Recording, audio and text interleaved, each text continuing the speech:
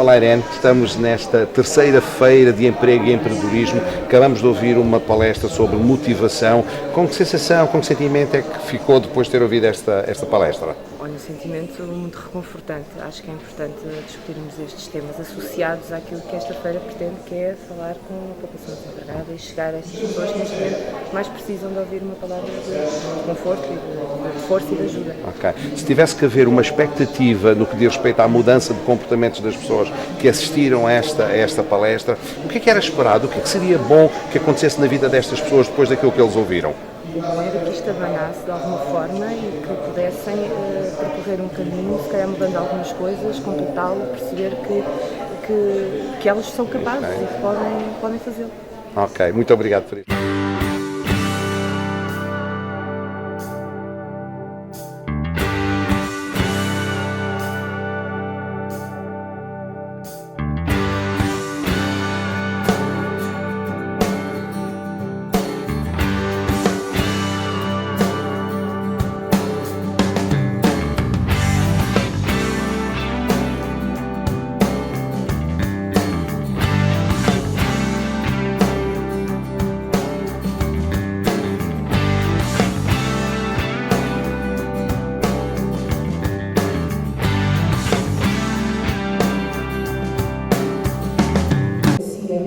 Que se juntassem a nós, vamos ter a oportunidade de assistir a uma sessão do Dr. Nelson Viegas, que se apresentará para ela própria apresentar, que eu julgo que será muito interessante. Tivemos a honra de ter aceitasse o nosso convite e esta disponibilidade num dia tão difícil.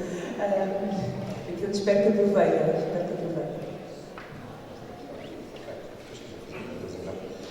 Bom, então, muito bom dia a todos. É um prazer estar aqui convosco neste dia de chuva. Nós tememos pela nossa saúde até chegarmos cá, porque realmente é muito perigoso conduzir com chuva e quando temos pressa as coisas tornam-se ainda mais perigosas. Mas o meu nome é Nelson Viegas. Eu não vou fazer a minha apresentação formal já, imediatamente, mas eu vou fazer a minha apresentação à medida que eu for conversando convosco e contando um bocadinho da minha história. Eu, há cerca de 2 anos, tive a oportunidade de estar na escola profissional daqui da Nazaré com um amigo meu. E eu faço muitas das minhas apresentações falando desse amigo meu. Ele chama-se Carlos Lourenço. Okay? E o Carlos Lourenço é um jovem que hoje tem cerca de 60 anos, okay? Mas aos 4 anos de idade ele perdeu a capacidade de andar. Ele ficou paraplégico. Ele nasceu numa terra, em Angola. Havia um surto de poliomielite muito grande naquela terra e ele aos 4 anos ficou doente. E as pessoas pensavam, portanto, que era, malária, mas ele tinha poliomielite. E então foi maltratado e acabou por, aos 4 anos de idade, perdeu a capacidade de andar. Hoje o Carlos Lourenço tem cerca de 60 anos, okay? Ele só mexe a sua mão esquerda e a cabeça, mas hoje é um pai de 4 filhos, sendo que um deles trabalha num restaurante Michelin, com estrela Michelin, portanto, um indivíduo que se formou, portanto, esteve a estudar em França. Tem um outro rapaz, portanto, que está agora no exército da escola de sargentos e que estava na Escola Superior de Veterinária, da qual se licenciou e depois escolheu a carreira militar. Tem depois uma outra rapariga e tem um rapaz que está no ensino secundário. E quando eu digo que o Carlos Lourenço só mexe a cabeça e só mexe a mão, é mentira. Porque na realidade ele tem 4 filhos. Okay? Isto era suposto ser uma piada. Okay? Portanto, era suposto pôr-vos a pensar, não é? O que é que o Carlos Lourenço tem realmente um bocadinho mais. Mas o Carlos Lourenço é uma pessoa muito especial, porque ele tinha todas as condições para fracassar. Ele tinha todas as condições para fracassar. Numa família grande, com 10 irmãos, okay? Ele era o irmão do meio, portanto, numa situação, num país, portanto, que ainda estava em vias de desenvolvimento, e ainda hoje está, portanto, que era Angola. Mas o Carlos Lourenço conseguiu sustentar a sua família, conseguiu encontrar uma mulher maravilhosa, conseguiu trabalhar, portanto, utilizando apenas a sua mão. O Carlos Lourenço identifica-se como um artesão. É alguém que com a sua mão, portanto, sozinho, ele pega na mão e com a sua mão ele consegue pegar no corta-unhas e cortar as unhas da própria mão. Não sei se alguma vez vocês já tentaram fazer isso, pegar num corta-unhas e com o próprio corta-unhas cortar as unhas da própria mão. Portanto, é uma tarefa muito difícil de realizar. Portanto, o Carlos Lourenço consegue pegar numa faca e numa laranja e com a mesma mão ele pega na faca e na laranja e descasca a laranja. E nós estivemos na escola profissional de Nazaré, portanto, com ele há cerca de 2 ou 3 anos, onde ele competiu com alguns jovens, portanto, nessa escola, na rapidez em descascar, portanto, laranjas e maçãs, e posso garantir que ele ganhou todas as provas, portanto, em que ele esteve envolvido. É um homem que com uma mão só consegue fazer coisas tremendas ao nível, portanto, do artesanato. Cuidou da sua família, trabalhou, portanto, hoje tem cerca de 60 anos, tem uma vida estável, tem uma casa própria, ele tinha todas as razões para fracassar. Contudo, o Carlos Lourenço o sucedeu. Portanto, ele teve sucesso na sua vida. O que é que o Carlos Lourenço faz hoje mais? O Carlos Lourenço é voluntário no Alcoitão. Ele faz uma coisa tremenda. Ele, todas as semanas, sai para o Alcoitão, para o centro, portanto, de tratamento do Alcoitão, e ele vai falar com aquelas pessoas, homens, mulheres, jovens, adultos, que por uma circunstância qualquer da sua vida ficaram paraplégicos. E é muito interessante nós vermos as coisas do ponto de vista do Carlos Lourenço. Porque, eu já vou à minha história, porque quando o Carlos Lourenço entra naquele centro do Alcoitão e começa a falar com alguém que caiu de moto, por exemplo, e partiu a espinha e agora não consegue andar, e olha para a sua vida e vê que a sua vida está completamente destroçada, e de repente há um médico que se levanta e diz ao paciente: não, você ainda pode fazer muitas coisas na sua vida, você ainda pode atingir muitos resultados na sua vida. E aquela pessoa que está naquela cama olha e diz: bom, isso para si é fácil falar, porque você está de pé, você é médico, você tem estudos, você tem recursos, para si é fácil. Agora eu queria ouvir se você tivesse com a espinha partida aqui nesta cama.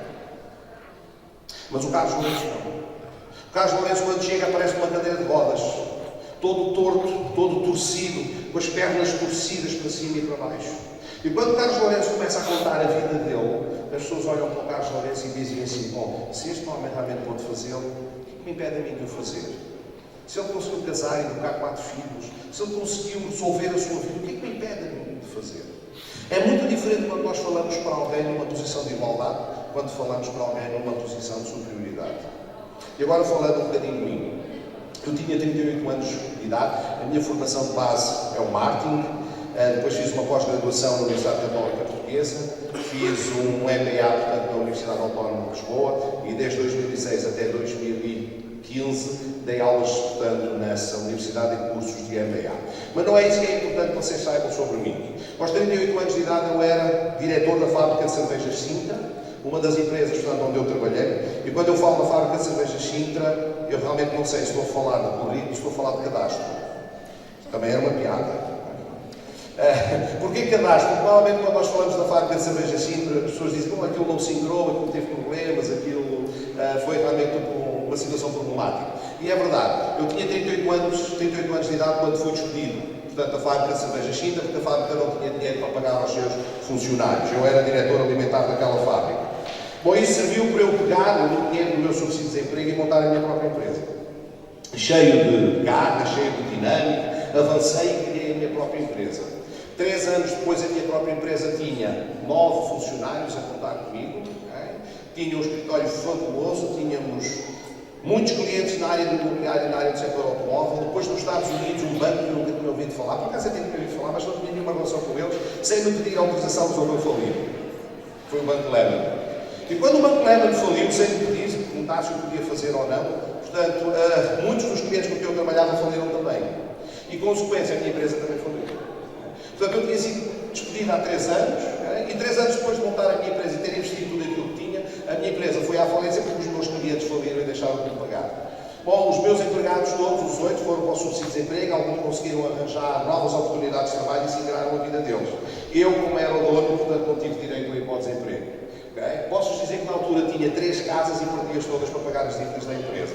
Portanto, mais uma vez tive que começar novamente do zero. Portanto, já tinha, hoje tenho 49 anos, portanto, já estava, portanto, nos meus 40. Então, o que é que eu vos quero dizer? Eu tenho vivido na minha vida e na vida de pessoas com quem eu lido a oportunidade de começar tudo novo. A oportunidade de começar outra vez do zero. E é isto que eu quero partilhar um bocadinho convosco esta manhã. Não importa a circunstância que nós estamos a viver hoje. Não importa em que situação é que nós estamos. Podemos estar numa situação de desemprego, podemos estar numa situação de procura de emprego, podemos estar a passar por um divórcio, por exemplo. Eu passei por um divórcio, não perdi apenas, portanto, os meus bens, como perdi, portanto, também a relação familiar, portanto, que eu tinha. Portanto, é muito difícil começar de novo, mas é sempre possível começar de novo, é sempre possível, portanto, ir mais longe. E eu tenho transmitido esta mensagem a todas as pessoas com quem eu falo. E tenho clientes como Ana, Aeroportos, aliás, aquilo que vocês vão ver agora foi de uma intervenção que eu fiz, portanto, na Ana, para quadros superiores durante essa empresa. Tenho trabalhado com empresas do setor automóvel, onde trago sempre esta mensagem, esta palavra. É possível nós começarmos de novo, é possível nós levantarmos, é possível nós darmos sentido, portanto, novamente à nossa vida. Agora, o que é que nós temos que fazer? Nós temos que renovar a nossa mente. Nós temos que mudar a ideia que nós temos de nós próprios. Nós temos que alterar a forma como pensamos sobre nós e sobre as circunstâncias à nossa volta. E então, o que é que eu vos quero partilhar convosco? Que tipo de pensamentos é que eu quero que vocês tenham? Nós vivemos a nossa vida, a regra geral, de acordo com paradigmas. Eu digo que nós devemos viver a nossa vida de acordo com princípios, mas nós vivemos essencialmente a nossa vida de acordo com paradigmas. O que é um paradigma? O paradigma é uma regra, é uma norma, é um conjunto, é uma espécie de um desenho, uma espécie de um mapa, okay, que nós utilizamos para gerir a nossa vida. É um conjunto de ideias, muitas delas, muitas vezes pré-concebidas, sobre as quais nós nos movimentamos. Não é errado ter paradigmas. Não é errado ter paradigmas. Aliás, eu diria que 99% de nós vivemos a nossa vida debaixo de paradigmas. Mas mais importante é nós vivermos a nossa vida debaixo de princípios. Mas eu quero-vos falar como é que vocês criam paradigmas. E é muito importante, se vocês souberem como é que criam paradigmas, conseguem desmontá-los e conseguem criar os mapas para vocês próprios, que são aqueles que vocês precisam para dar um sentido diferente à vossa vida. Então, como é que nós formamos um paradigma? Bom, experiências passadas, o nosso sistema de crenças, o nosso nível de autoestima, o nosso nível de autoimagem, tudo isto faz com que nós criemos uma ideia de como é que é o mundo à nossa volta e de como é que nós somos nesse próprio mundo. Então nós atuamos em função da crença e da expectativa que nós temos de nós próprios. Então o que é importante que vocês percebam é que há paradigmas que não nos servem. Paradigmas de que, eu não sou capaz. Paradigmas do jeito, eu não tenho estudos, eu não tenho recursos, eu não tenho educação. São conjuntos de crenças que nós trazemos à nossa própria vida, que nos impedem de atingirmos os objetivos que nós temos para nós próprios. Okay? Então como é que nós criamos um paradigma? É muito simples. É igual para todas as pessoas. Os nossos sentidos. Nós recebemos informação do mundo que nos rodeia através dos nossos sentidos. Coisas que nós vemos através dos nossos olhos, ouvimos através dos nossos ouvidos, coisas que cheiramos, comemos. Nós criamos, recebemos informação através dos nossos sentidos. Depois essa informação chega ao nosso cérebro, ao nome científico que eu costumo chamar de cachimónia, portanto chega ao nosso cérebro, à nossa bimbi, não é? E aqui nesta bimbi isto é processado. De acordo com o quê? Com um conjunto de crenças, um conjunto de filtros que nós vemos aqui embaixo, e depois são esses conjuntos de filtros e crenças que vão determinar a nossa realidade. O nosso comportamento é determinado por esta forma de pensar. E cada vez que nós recebemos um estímulo, nós criamos um significado. Está ali em cima. E esse significado é aquilo que nós chamamos de paradigmas. Okay? Agora, nós temos que mudar os paradigmas da nossa vida. Por exemplo, quando nós olhamos para ali, vemos ali o rato Mickey, não é? E pensamos logo no Walt Disney, de acordo? Okay? E quando vemos ali um jornal, pensamos no Diário de Notícias, não é? E quando pensamos ali numa Coca-Cola, automaticamente o nome Coca-Cola vem à nossa mente. De acordo? Eu não sei se vocês já perceberam de alguma coisa estranha nestas três imagens. É que nós não lemos o Walt Disney. O que lá está escrito é Walter Diniz. Okay? Quantos perceberam que estava lá escrito Walter Diniz em vez do Walt Disney? Ok, alguns. E quantos perceberam que não era Diário de Notícias, mas Dário de Novaes? E quantos perceberam que não era Coca-Cola, mas Carlos Costa? Okay? O que é que isto acontece? Nós criamos preconceitos, ideias pré-concebidas da vida, e aquilo que nós vemos é aquilo que nós queremos ver. Nós não olhamos para o nosso potencial, nós não olhamos para aquilo que somos capazes de fazer, essencialmente para aquilo que temos vindo a fazer. Ouviram o que eu disse? Nós não olhamos para o nosso potencial, nós olhamos para o nosso histórico. Nós não olhamos para aquilo que somos capazes de fazer, olhamos para aquilo que temos vindo a fazer. E a boa notícia sobre a nossa vida é esta: nós não somos fruto do nosso passado. Nenhum de nós é fruto do seu passado. E eu não estou a dizer, não estou a falar de nenhuma coisa metafísica. Na realidade, nenhum de nós é fruto do seu passado. Nós, quando muito, somos fruto das escolhas que fizemos no nosso passado. que é completamente diferente. Eu no meu passado fiz escolhas, cada um de nós fez escolhas. E essas escolhas que nós fizemos trouxeram-nos à posição onde nós estamos agora.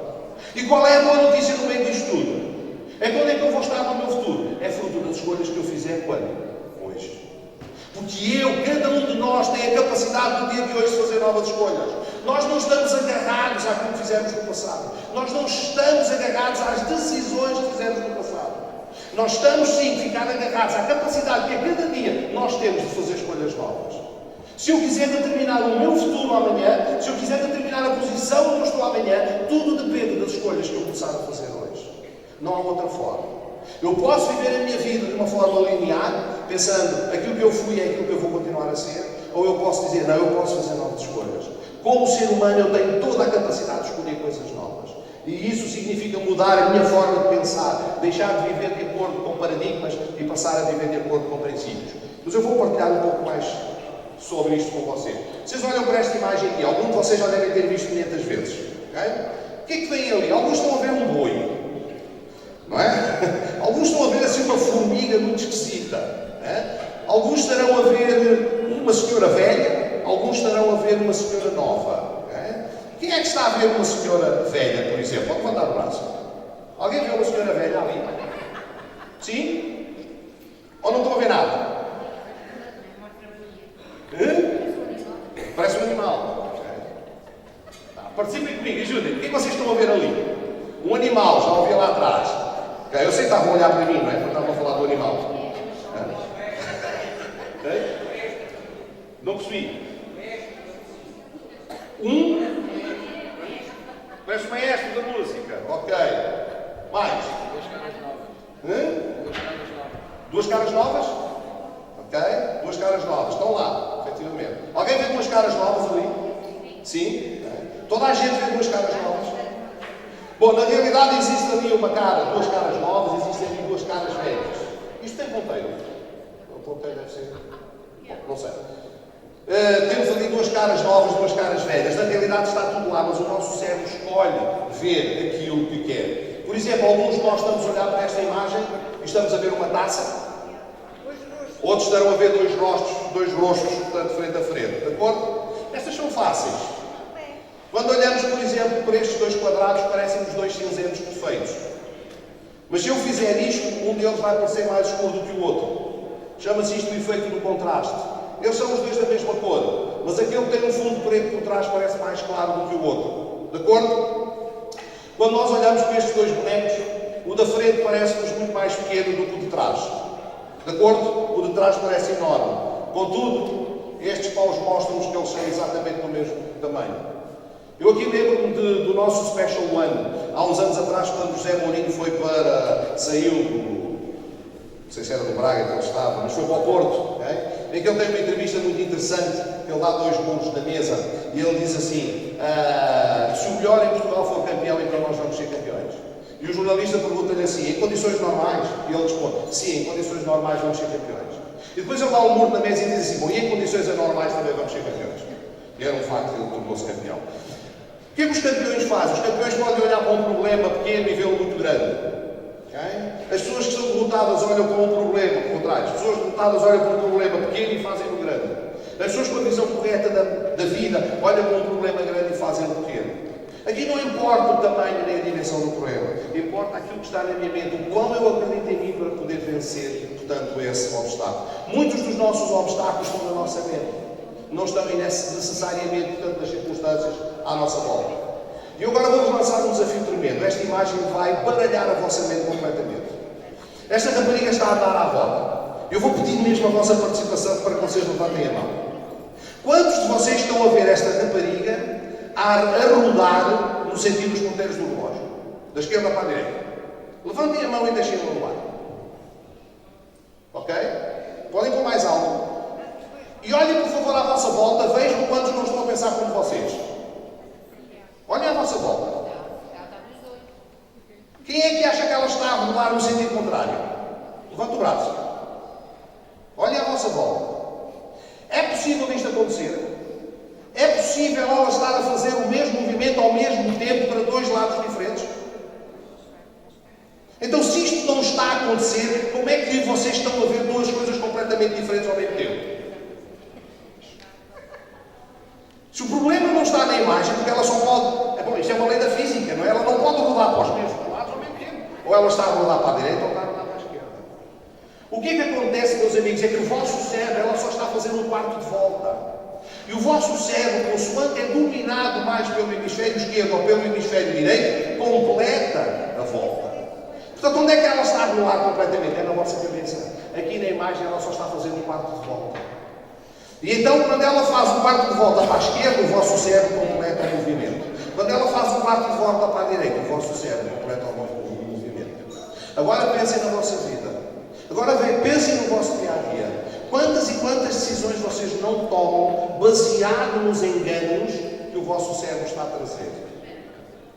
Muita da nossa realidade, amigos, existe essencialmente na nossa mente e não fora dela. Nós projetamos aquilo que queremos ver. Então aquilo que nós acreditamos sobre nós próprios é fundamental para nós podermos ter sucesso neste mundo.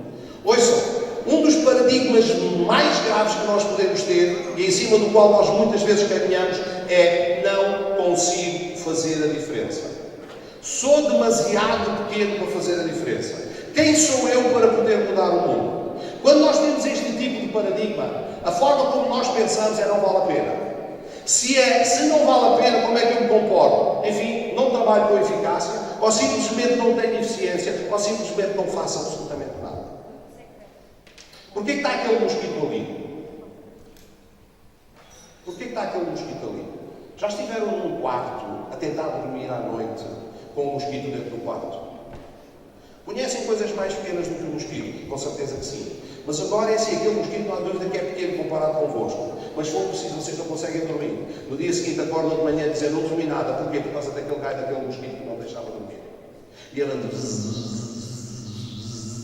a noite toda, a noite toda, a noite toda, a noite toda. Não há dúvida que era muito mais pequeno que vocês, mas destabilizou completamente a vossa vida. Nenhum de nós é suficientemente pequeno para não conseguir fazer a diferença. Se um mosquito consegue de tal forma impactar a nossa vida, nós conseguimos impactar a vida das pessoas que estão à nossa volta. Só temos que ser tão chatos, suficientemente chatos, como o mais pequeno mosquito que eventualmente vocês possam conhecer.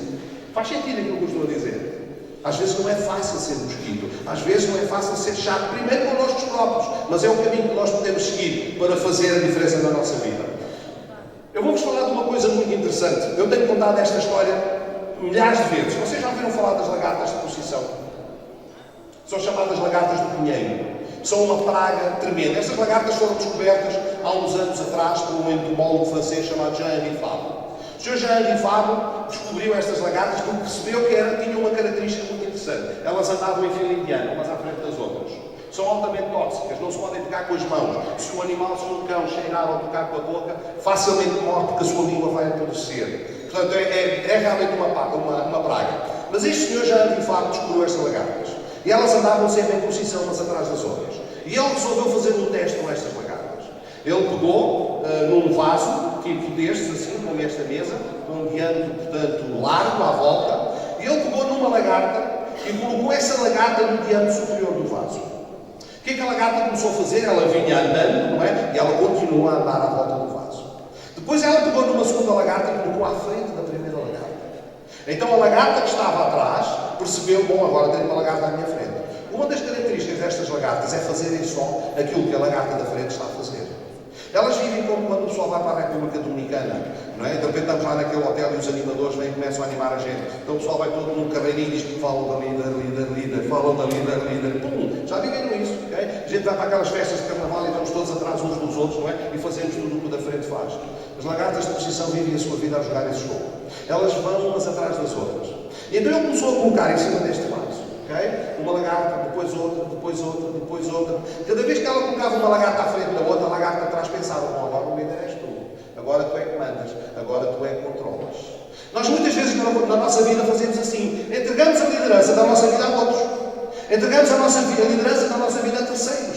E vamos fazendo aquilo que as pessoas que estão à nossa frente fazem. E dizemos assim: isto não é meu nem do meu pai, portanto, ele é que é o chefe, ele é que é o dono, ele é que manda, ele é que faz. Então retiramos da nossa vida a necessidade de sermos intrépidos, a necessidade de termos iniciativa, a necessidade de assumirmos o controle da nossa vida. Mas o Sr. Fabre foi como lagarta após lagarta. E aconteceu um fenómeno interessante. De repente, o diante superior do vaso estava coberto de lagartas. Ou seja, havia sempre uma lagarta à frente de outra lagarta até fechar o cimo. Então, de repente, cada lagarta tinha uma lagarta à sua frente. Qual era a lagarta que mandava? Qual era a lagarta que era líder? Cada uma delas achava que a outra estava ali atrás. E então é assim, ele resolveu fazer um teste. Pegou, para ver se conseguia realmente alterar o comportamento das lagartas, pegou na erva que estas lagartas mais gostavam de fumar. Peço desculpa, de comer. Também era uma piada. Também era uma piada.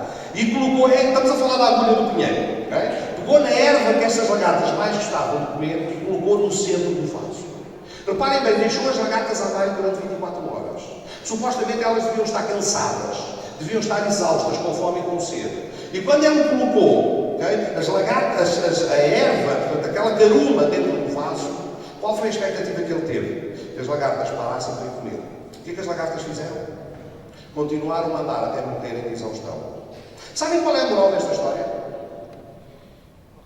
Digam, qual é a moral desta história? Ajudem. Qual é a moral desta história? As lagartas de procissão confundem atividade com realização. As lagartas de procissão confundem atividade com realização. Atividade não é o mesmo que realização. Todos nós que trabalhamos, nós já vimos isto. Aquela pessoa que está a andar no corredor da empresa devagarinho, okay, com uma pasta debaixo do braço, de repente aparece alguém que é chefe e ele acelera o braço. Okay, para mostrar que está muito ativo. Ou aquela pessoa que está no computador a fazer jogo de fricel ou coisa que gera ali, ou no Face, de repente aparece, começa a bater ali depressa. Okay? Pessoas que têm realmente muita atividade, não é? Mas que não realizam nada. Eu, quando estava nas vendas de uma das empresas que trabalhei, havia uma história que se contava muito interessante. 2 vendedores tinham saído de manhã para ir a vender. E chegaram ao final do dia e o chefe de vendas foi falar com eles e disse assim: então, como é que foi o teu dia? E um respondeu: o meu dia foi fantástico. Tive muitas visitas, fui a muitas empresas, fiz muitas entrevistas, estive com muitas pessoas, realmente foi fantástico. Então, e tu? Também não vendi nada. Ok? Também não vendi nada. Ou seja, a atividade não é o mesmo que realização. Nós às vezes vivemos a nossa vida muito ativos a fazer coisas. Mas será que estamos a produzir algum resultado? Será que estamos a mudar a nossa vida? Será que estamos a fazer alguma coisa diferente daquilo que nós estávamos a fazer? Será que estamos a criar? Será que estamos a botar alguma coisa? Olha, só deixem-vos dizer uma coisa. Eu tenho que dizer sempre isto, ok? Eu sou cristão. Eu sou cristão. Para mim isso é um aspecto muito importante da minha vida. Ser cristão, ok? Porque, por exemplo, não se preocupem que eu não vou pregar para vocês, ok? Mas eu sou muito cristão. Eu quando olho para Deus, eu vejo Deus, para quem acredita nele, ok? Aceito que outras pessoas não acreditam, que vejo o Criador, que fez todas as coisas. A natureza, o mar, tudo, os céus, tudo aquilo que existe. Mas eu depois retiro Deus da equação. Vamos retirar Deus da equação. Retiramos Deus e quem fica? Fica o homem. E quando olhamos à nossa volta, percebemos que o homem também é criador. Nós somos exatamente como Ele. Ele criou as coisas que para nós são impossíveis de criar. Nós criamos todo o resto. Olha à nossa volta. As luzes, as lâmpadas, os computadores, os microfones, os powerpoints, as cadeiras onde estão sentados, os tapetes. Tudo à nossa volta foi criado pelo homem. Portanto, aquele poder criativo que nós dizemos, se eu fosse Deus, mas nós somos. Tudo aquilo que Ele faz, nós somos capazes de fazer. Nós não somos capazes de dar a vida. Então como é que vocês nasceram? Como é que nós nascemos? Como é que nós estamos aqui? Como é que eu nasci? Tudo nesta terra, nós vivemos, nós temos essa capacidade criativa. O problema é que nós nos temos em muito menor consideração do que devíamos ter. Nós achamos que isso é para alguns iluminados, para alguns que têm cursos, para alguns que têm dinheiro, para alguns que nasceram em berços de ouro. E enquanto nós acreditarmos nisso, nós estamos a viver a nossa vida como lagartas de procissão. Nós temos que olhar para nós próprios e dizer assim: eu sou especial. Ouçam, existem 7 mil milhões de pessoas na face da Terra. Nenhum de nós tem uma impressão digital igual ao outro. Não existem 2 pessoas iguais na face da Terra. Cada um de nós é especial. Cada um de nós, ouçam, nós podemos ser o lagarto mais feio à face da Terra. Quando eu digo lagarto, não estou a falar do Sporting, naturalmente. Porque esses lagartos são bonitos, é o meu caso.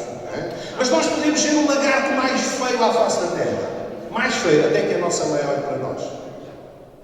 Quando a nossa mãe olha para nós, nós somos a coisa mais bonita que alguma vez foi criada. Okay? A minha mãe sempre disse isso. Ela sempre disse que eu era bonito.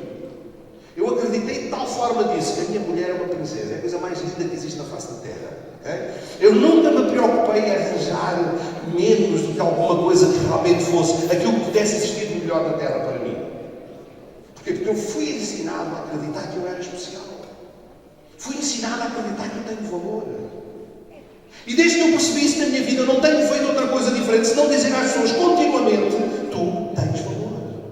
Tu és válido, tu és especial. Não há outro igual a ti. Não há uma pessoa igual a ti. Nem nascidos da mesma mãe, nem gêmeos são pessoas iguais. São completamente diferentes. Então, se a natureza, ou Deus, teve a capacidade de me fazer assim, quem sou eu para não te valorizar? Quem sou eu para não me ter em conta? Quem sou eu para não buscar o meu papel neste mundo? Quem sou eu para não achar que sou capaz de mudar o mundo à minha volta? Um senhor chamado Thomas Edison, que todos nós conhecemos, nós atribuímos a invenção da lâmpada a ele. Mas mais importante do que isso, este indivíduo é o homem que ainda hoje, mais de 100 anos depois, tem mais patentes registradas em todo o mundo.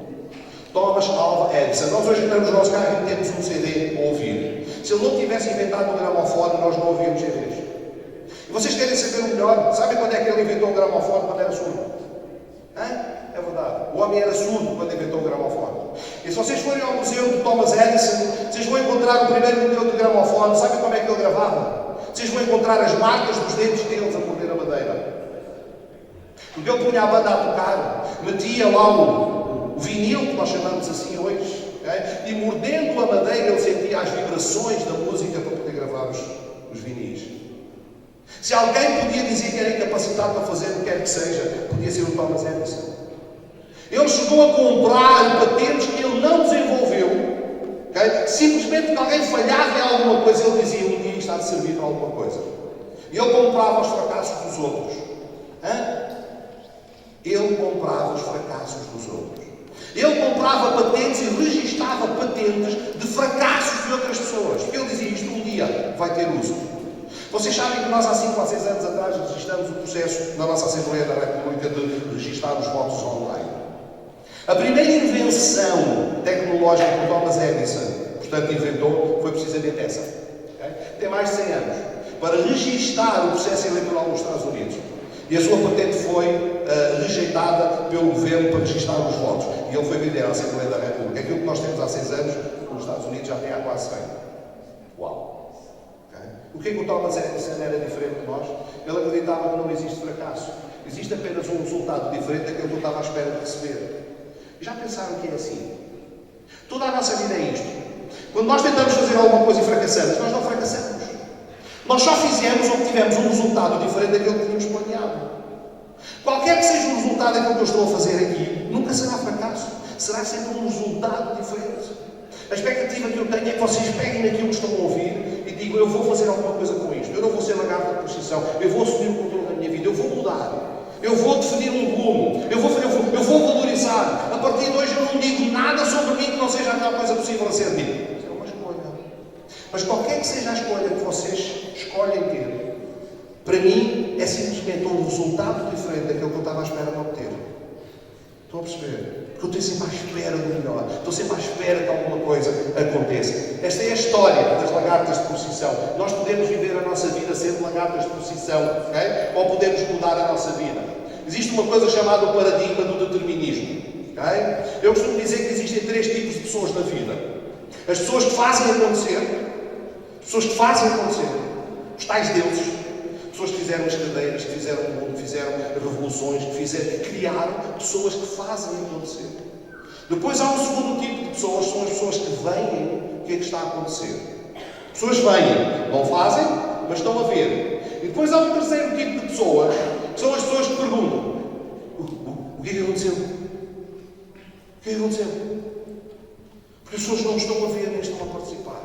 Então a vida passa ao nosso lado. A vida passa por nós numa velocidade tal, ok? E simplesmente nós perguntamos: o que é que aconteceu? O que é que está a acontecer?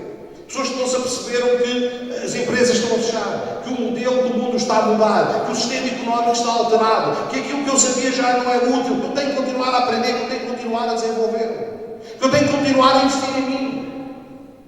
E as pessoas que olham e dizem o que é que aconteceu, são as pessoas que estão a perder a carruagem da vida. Okay? E reparem bem, por causa de 3 coisas simples. Por causa do determinismo. E está ali escrito, existe um determinismo genético. Algumas pessoas não investem em si porque geneticamente acham que não estão capazes. Dizem, eu não tenho esse gene. Então a gente diz, eu não tenho jeito.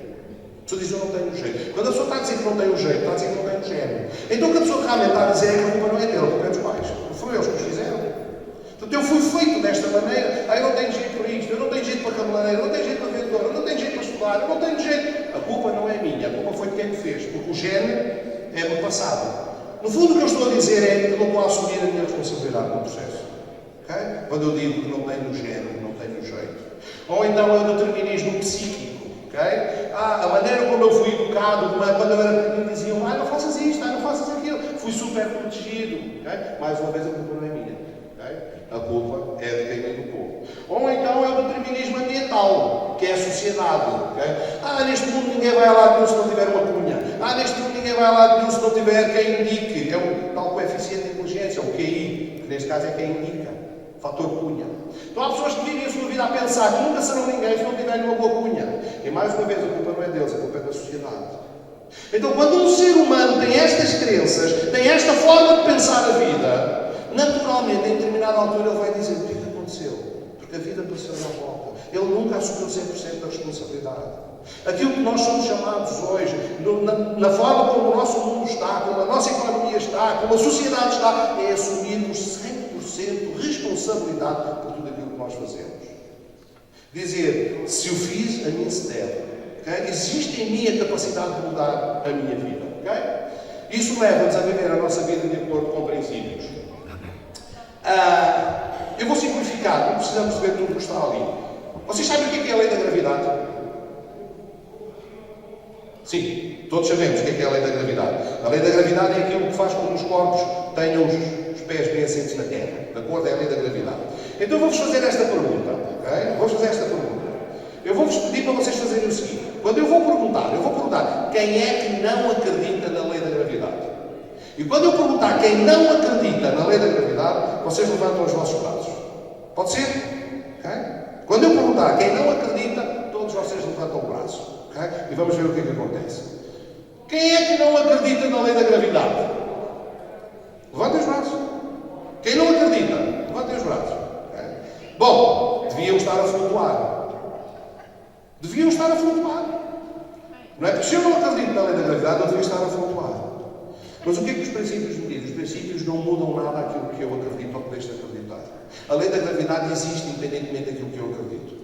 Enquanto que os paradigmas determinam a minha vida, os paradigmas que não são princípios, são simplesmente coisas que eu acredito, determinam a minha vida, os princípios não. Quer eu acredite neles, quer não acredite, eles continuam a funcionar. Então, se eu reger a minha vida por princípios, eu vou obter sucesso. Se eu resolver guiar a minha vida através de paradigmas, eu corro sérios riscos de falhar. Paradigmas são leis, os princípios são leis universais, que independentemente daquilo que eu acredito, elas não vão mudar nada. Por exemplo, a evolução biológica, okay, é uma lei, portanto, isto é um princípio fundamental. Quer eu acredito, quer não acredito, não vai mudar nada. O ser humano nasce da vontade de dois seres humanos, começa por ser um pequeno átomo, depois passa a ser molécula, de molécula vira tecido, de tecido vira órgão, de órgão sistema orgânico, de sistema organo organismo, depois nasce, e depois é criança, e de criança passa de bebê, criança, adolescente, e vai crescendo continuamente. Isto é uma lei, não pode ser alterada. Nós não podemos continuar crianças a vida inteira, nós não podemos dizer eu vou parar de crescer. Não. Nós biologicamente crescemos. O que acontece muitas vezes é que o nosso sistema de crenças não cresce como a nossa biologia deve querer. Porquê? Porque nós temos esta capacidade de poder fazer escolhas. Ouçam, as tecnologias mudam. Mas o ser humano não muda. Isto é fantástico. Okay? O ser humano de hoje é o mesmo de há 1000 anos atrás. O homem de hoje não mudou muito de há 1000 anos atrás ou de há 2000 anos atrás. Os egípcios antigos eram tão inteligentes como nós o somos hoje. Aquilo que muda é o recurso e as tecnologias à nossa volta. Aquilo que nós somos não muda. As capacidades que nós tínhamos no nosso passado, quando nós sangrávamos, eram as mesmas que nós temos hoje, quando alguma coisa eventualmente não está a correr bem. Então, ouçam, reparem bem nisto, isto é muito importante.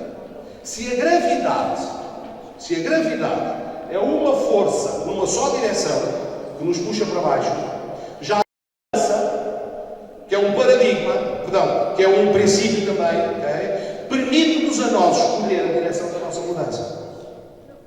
Então é assim, nós estamos a mudar. Nós estamos a mudar. Okay? Nós estamos a mudar, estamos a crescer. Então se nós estamos a mudar, porquê é que nós não determinamos a direção da nossa mudança? Quem tem 40 anos aqui na sala? Só para homens esta pergunta. Quem já está nos 40? Ok. Daqui a 5 anos, que idade é que vocês têm? 45. Independentemente daquilo que fizerem. Portanto, esses 5 anos vão passar. Daqui a 5 anos, esses 5 anos vão passar e passam a ter 45 anos. Aquilo que vai determinar onde vocês estão quando tiverem 45 anos são as decisões que começarem a tomar hoje. As escolhas que começarem a fazer hoje é que vão determinar, okay, daqui a 5 anos onde é que vocês estão. E nós podemos ser uma pessoa que diz, olha, eu não posso fazer nada, vou-me deixando andar a ver onde é que isto vai ter. Podem ter a certeza que não vai ter a bom rumo. Mas se nós assumirmos a direção da nossa vida, se dissermos, já que eu estou a mudar, então eu escolho o meu rumo e a minha direção, okay? Então vocês têm muito mais probabilidades daqui a 5 anos estarem numa posição completamente diferente da que estão hoje. Há um músico que eu gosto muito chamado Gabriel Pensador. Ele, num dos álbuns que editou, que está gravado, a meio de umas músicas, ele recebe um telefonema de alguém que diz assim, Gabriel, você está a mudar as suas músicas? Porque o álbum é ligeiramente diferente do anterior. E o Gabriel responde dizendo assim, não, eu estou a musicar as minhas mudanças. Estás a mudar as tuas músicas? Não, eu estou a musicar as minhas mudanças. Sabem porquê? Porque a mudança é inevitável. Por cada ano que passa sobre vocês há mudanças biológicas, há mudanças a todo nível. Porquê que vocês não começam com música nas vossas mudanças? Porquê que nós não começamos a musicar o caminho que nós estamos a ir? Porquê que nós não começamos a pôr passadeiras vermelhas para nós? Porquê que nós não começamos a florir os caminhos pelos quais nós vamos passar? Porquê que não começamos a pensar, a dizer, o que é que há de melhor para mim neste mundo? Então é isso que eu vou buscar. Porque eu posso escolher o sentido da minha mudança. Há uma coisa que eu quero falar convosco sobre o princípio do potencial. Eu não sei como é que estou no tempo, não sei como é que... ainda tenho tempo, né? Enquanto eles ficarem, não é? Ok. Isto é muito importante, mas eu vou tentar compensar-vos. Existe um senhor chamado... Ele já não existe, ele já faleceu há 3 anos atrás, chamado Roger Bannister. Eu admiro muito este senhor, Roger Bannister, porque ele mudou completamente os paradigmas sobre a forma de nós pensarmos. Durante muitos anos, no mundo do atletismo, no mundo do desporto, se acreditou que era impossível o ser humano correr a milha em menos de 3 minutos. Em menos de 3 minutos, era impossível. Então havia estudos biológicos que diziam que se o homem tentasse isso, o mais certo era morrer. Era o seu organismo romper, os seus músculos rasgarem-se, provavelmente o homem morria se ele tentasse correr a milha em menos de 3 minutos. E este senhor, Roger Bannister, era um atleta, não era muito conhecido nem muito famoso, mas ele resolveu durante 2 anos fazer um treino específico para ser capaz de correr a milha em menos de 3 minutos. Em 1962, sensivelmente, acho que foi essa a época, ele, numa prova que estava filmada, está no YouTube, vocês podem ver ainda imagens a preto e branco, e aquilo foi uma coisa estrondosa, porque o motor quase que se passava. Porque de repente o Roger Bannister está a fazer aquela prova, e de repente ele começa a se aproximar da meta, e de repente foi uma coisa fabulosa. Porque a meta, ele cruza a meta e ele tinha feito menos do que os 3 minutos. E ele deitou por terra paradigmas antigos de que aquela realização era completamente impossível. E o locutor estava louco a falar, dizendo, não é possível, como é que é possível? O Roger Bannister, ele fez isto, ele correu em menos de 3 minutos, foi uma coisa louca para o mundo do desporto naquela altura. Roger Bannister tinha um adversário chamado John Landis, um australiano, ficou em segundo lugar nessa prova. Quando o John Landis viu aquilo que o Roger Bannister tinha feito, uma semana depois havia uma prova. O Roger Bannister teve 2 anos a preparar-se para aquela prova. Okay? Mas uma semana depois, o John Landis, que nunca se tinha preparado para aquele objetivo, correu a milha em menos de 3 minutos. O que é que teve aqui? Onde é que estava a mudança? Estava no treino do Roger Bannister? Não. Estava nas limitações que eles tinham colocado a si mesmo. Se a ciência diz que não é possível, então não vale a pena tentar. Era isto que eles acreditavam. Quando um homem venceu aquela barreira, o outro disse, ele pode, eu também posso. Mesmo que eu não tenha treinado, se ele pode, eu também posso. E o John Landis correu e ainda bateu o recorde do Roger Bannister. E mais engraçado, durante esse ano, 16 atletas conseguiram correr a milha em menos de 3 minutos. O que é que caiu foi um paradigma. O ser humano é capaz de realizar coisas tremendas, mas se acreditar que não é capaz, não é capaz.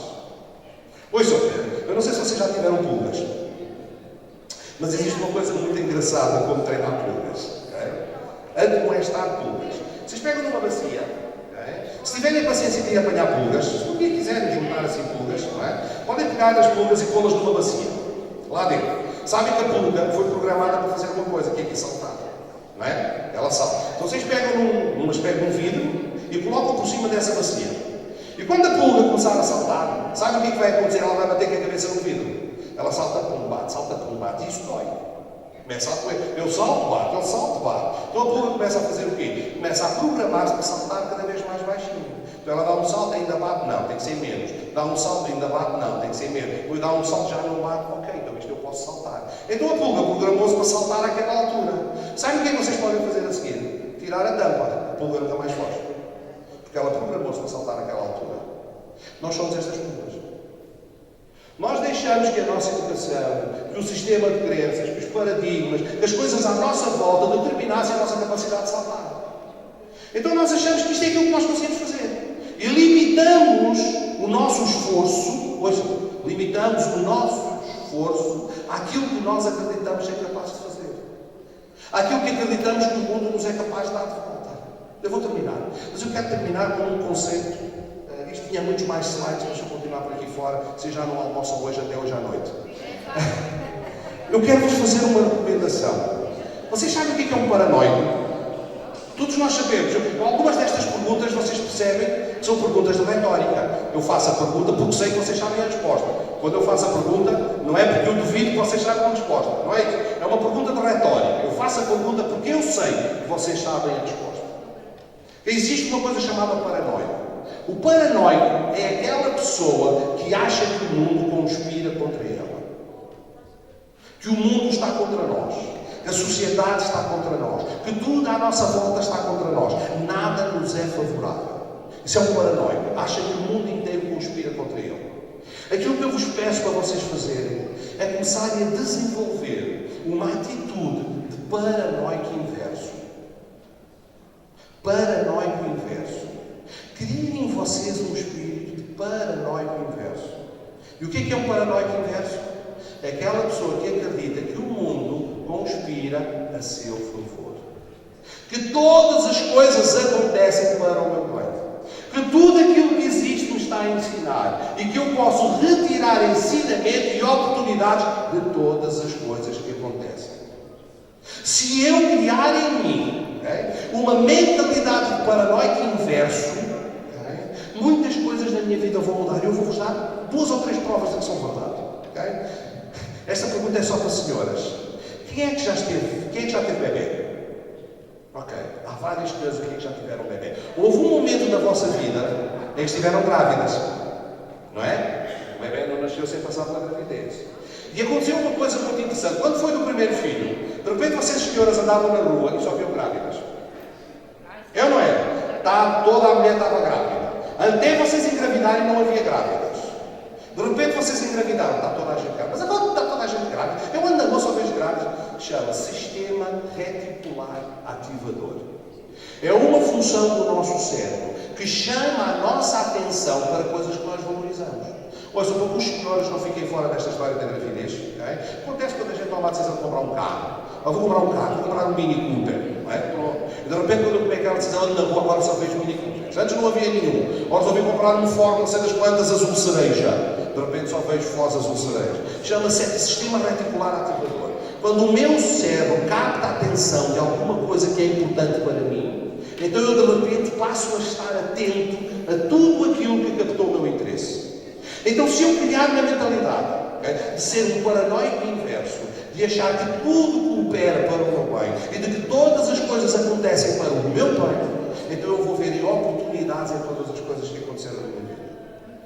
Por isso, quando eu, só para vocês perceberem, e agora fica aqui a minha apresentação final, eu comecei a trabalhar muito jovem. Aos 23 anos de idade, eu era diretor de contas de uma empresa chamada Danone. Aos 26 anos de idade, eu era diretor de vendas de uma empresa chamada Nabisco. Da Pesca Nova. Aos 26 anos, foi para diretor de marketing da Nabisco. Depois, tive 5 anos na Nabisco, portanto, lancei produtos que vocês estão habituados a comer todos os dias. Oreo, quem é que não come Oreo? Foi eu que lancei. Quem é que não come Chips Ahoy? Foi eu que lancei. Quem é que não come gelatinas Royal em Portugal? Foi eu que lancei. Depois fui trabalhar para a fábrica de cervejas Sintra, montar um projeto da fábrica de cervejas Sintra. Aos 38 anos de idade fui despedido. E eu, Nelson Viegas, despedido, não faz sentido. Todos, menos eu. Eu não posso, eu sou o cara. Como é que eu posso? Então eu sou brilhante, como é que eu posso? Eu fui. Okay? Mas graças a Deus que eu conheço a mentalidade. Eu disse, não vou pegar naquilo que tenho e vou montar a minha empresa. Então fui fazer um MBA. Okay? Peguei naquilo que tinha e montei a minha empresa. 3 anos depois de ter a empresa, 9 empregados, estou falido, outra vez. E tudo aquilo que eu construí, tornei a perder. Sim, mas graças a Deus posso todas as coisas. Porque eu aprendi a olhar para todas as coisas como sendo oportunidades. Eu não sou nada diferente de vocês. Só que eu condicionei a minha mente a ser um paranoico inverso. Se alguma coisa aconteceu, tem que ter algum propósito. Tem que existir alguma coisa de boa que eu possa retirar daqui. Tem que haver algo que eu possa aproveitar a meu favor. A única coisa que muda e que vem mudando na minha vida é eu acreditar neste conceito de paranoico inverso que eu me obriguei a trazer sobre a minha vida. Então, quando eu estou grávida, toda a gente grávida. Quando eu como qualquer coisa, de repente passa a ver. Ou seja, eu crio esta mentalidade, eu começo a olhar para o mundo à minha volta como se fosse uma horta. Onde eu vou buscar coisas. Onde eu me vou alimentar. Percebe? O mundo que antes conspirava contra mim, eu agora vejo oportunidades. Então eu defini para a minha vida um propósito. E este é aquilo que me move. Se há uma razão que eu estou aqui hoje, é porque ela cumpre com a minha missão de vida. A minha missão de vida é ajudar as pessoas, as empresas, os departamentos, onde quer que sejam, a ir da posição onde estão, para irem para a posição onde querem estar. É o meu propósito de vida. É isso que eu faço hoje. Para além de ser formador, consultor, ter a minha empresa, okay? Quando há 8 anos atrás a minha vida colapsou, portanto, eu encontrei a Bíblia, conforme eu vos disse há bocado, em Deus, porque eu sou cristão. Então tornei-me pastor. Comecei a fazer, quando voltei para a igreja, comecei a perceber que havia montes de pessoas que tinham passado pela mesma situação que eu. Então comecei a ensinar a essas pessoas que havia estratégias e modelos para poderem refazer as suas vidas. E há 8 anos que faço isso. Não me importa se uns me pagam, se outros não me pagam. O meu objetivo de vida é, pelo menos, ter a oportunidade de qualquer pessoa com quem eu estou dizer: tu consegues, tu és capaz, tu podes dar a volta à tua vida. De maneira que há aqui alguns de vocês que estão desempregados, estão numa feira de emprego, estão à procura de uma oportunidade para a vossa vida. Ela está aqui. Se não estiver aqui, está lá fora. Se não estiver lá fora, está no outro lado qualquer. Mas ela existe. Ela existe. Eu, quando vivia no Norte, dizia-se assim, estava a falar de casamentos. Okay? Há sempre um texto para cada panela. Nós estávamos a referir aos casamentos. Por muito feio que seja a mulher, há sempre um homem que vai gostar dela. Ou por muito feio que seja um homem, há sempre uma mulher que gosta dela. Portanto, não importa a circunstância que vocês estão a viver, vai haver uma oportunidade para vocês, porque ela está aí. Vocês só têm que ir à procura, vocês só têm que esgravatar, vocês só têm que procurar, mas ela já existe. A vossa oportunidade de vida está aí, ela já existe. Vocês não têm que abrir os olhos. Em vez de pensar, não há aqui nada para mim, não. O mundo está repleto de oportunidades tremendas para vocês. Portanto, o meu desejo para vocês esta tarde é que vocês possam desenvolver esta mentalidade. Se vocês não se lembrarem de nada daquilo que eu disse, não esqueçam pelo menos o paranoico inverso. Ok? Vou repetir uma coisa. Digam assim comigo: paranoico inverso. Não ouvi. Paranoico inverso. Dizem, eu sou um paranoico inverso. Não, vocês ainda não são. Digam lá. É que se vocês não confessarem com a vossa boca, isso não entra no vosso coração. Então vamos lá todos juntos. Quando eu disser 3, dizemos todos bem alto, que é para a gente ir almoçar. Senão ainda passo mais 2 ou 3 vezes, a gente nunca mais sai daqui. Ok? Todos assim com alto e bom som vamos dizer. Aliás, vamos ficar de pé e vamos terminar com este grito. Ok? Vamos todos ficar de pé. Vamos lá terminar, a gente acaba, eu entrego no microfone, vamos almoçar. Quando eu disser 3, dizemos todos como vão ver. Eu sou um paranoico inverso. Ok? 1, 2, 3. Eu sou o paranoico inverso. Outra vez. Eu sou o paranoico inverso. Ok. Então pronto. Se vocês disserem, eu acredito. Não preciso mais nada. Olha, fiquem bem. Força.